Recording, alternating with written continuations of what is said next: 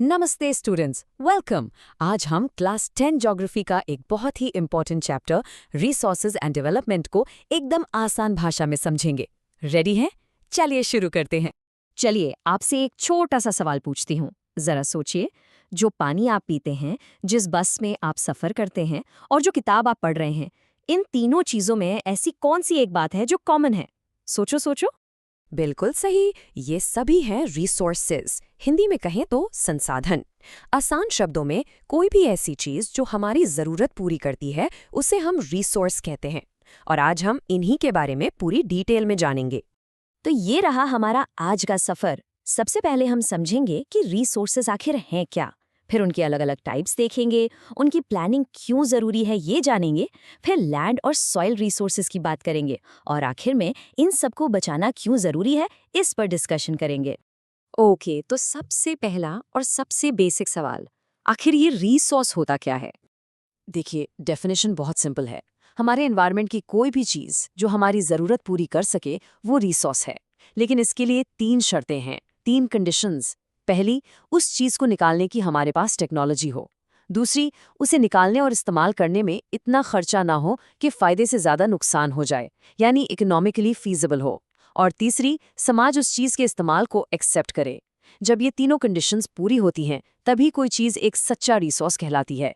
चलिए, अब जब हमें रिसोर्स का मतलब पता चल गया है, तो अब देखते हैं कि इनको कितने अलग अलग टाइप्स में बांटा जा सकता है।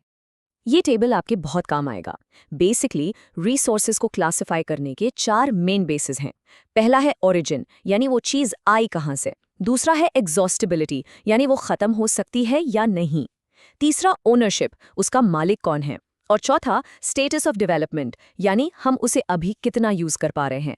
घबराइए मत, इन सबको अब एक एक करके डिटेल में समझते हैं। तो ऑरिजिन के बेसिस पर रिसोर्सेज 2 तरह के होते हैं।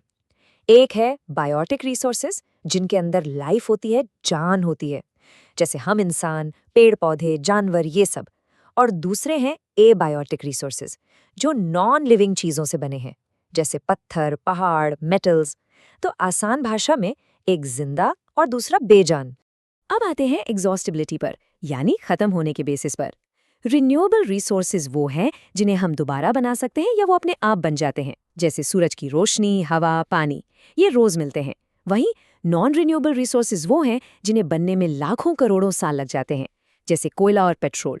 एक बार इनका स्टॉक खत्म तो बस खत्म।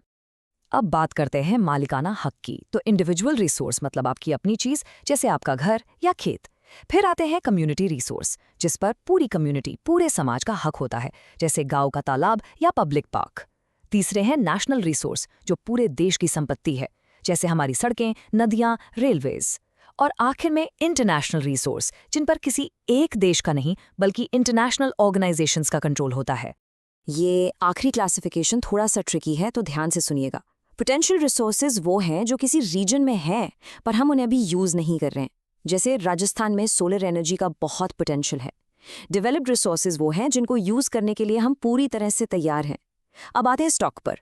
स्टॉक वो रिसोर्स है जिसे यूज़ करने की टेक्नोलॉजी ही हमारे पास अभी नहीं है, जैसे पानी से हाइड्रोजन निकालकर उसे फ्यूल की तरह यूज़ करना। और रिजर्व्स स्टॉक का ही एक हिस्सा है, जिसके लिए टेक्नोलॉजी तो है पर हमने उसे फ्यूचर जनरेशन्स के लिए बचा कर रखा है। ठीक है, तो हमने रिसोर्सेज के सारे टाइप समझ लिए, लेकिन सिर्फ उनके बारे में जानना काफ़ी नहीं है। उन्हें सही से डेवलप और प्लान करना क्यों इतना ज़रूरी है, चलिए देखते हैं। जब हम रिसोर्सेज को बिना सोचे समझे अंधाधुंध इस्तेमाल करते हैं, तो 3 बड़ी प्रॉब्लम्स खड़ी हो जाती हैं। पहली, कुछ लालची लोगों की वजह से ज़रूरी रिसोर्सेज खत्म हो रहे हैं। दूसरी, सारे रिसोर्सेज और दौलत कुछ लोगों के हाथ में आ जाती है, जिससे अमीर गरीब का गैप बढ़ता है।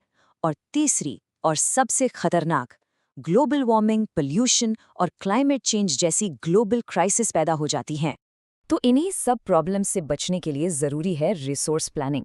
इंडिया में इसके लिए एक सिंपल सा 3 स्टेप प्रोसेस फॉलो किया जाता है। स्टेप 1, पूरे देश में पता लगाओ, सर्वे करो कि कहाँ कहाँ कौन कौन से रिसोर्सेज हैं। स्टेप 2, फिर एक प्लानिंग स्ट्रक्चर बनाओ जिसमें सही टेक्नोलॉजी और स्किल्स हों उन्हें निकालने के लिए।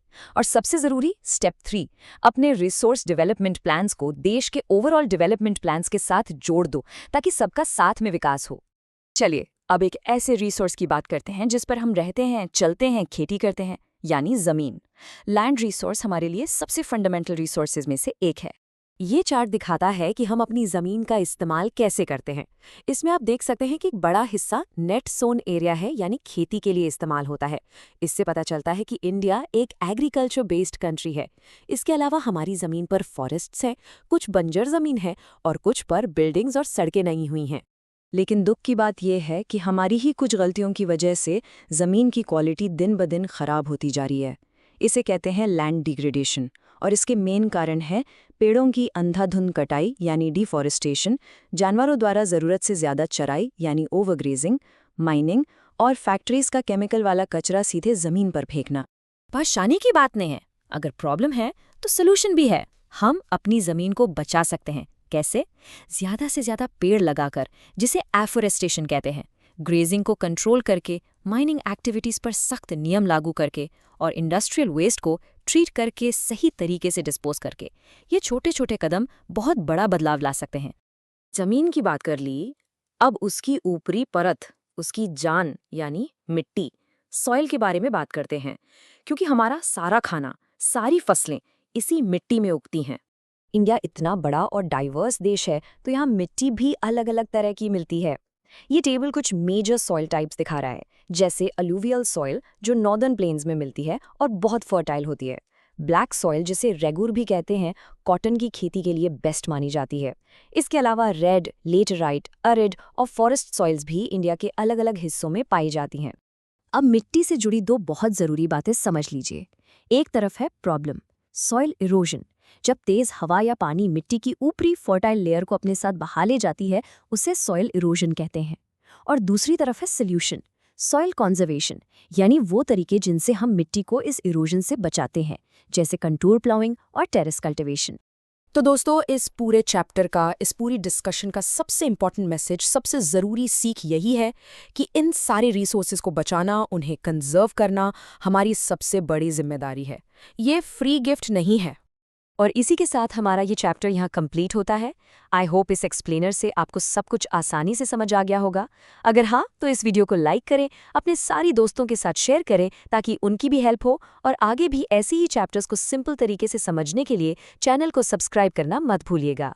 हमेशा महात्मा गांधी जी की कही हुई ये बात याद रखिएगा, धरती हर इंसान की ज़रूरत पूरी कर सकती है, लेकिन किसी एक इंसान का लालच पूरा नहीं कर सकती।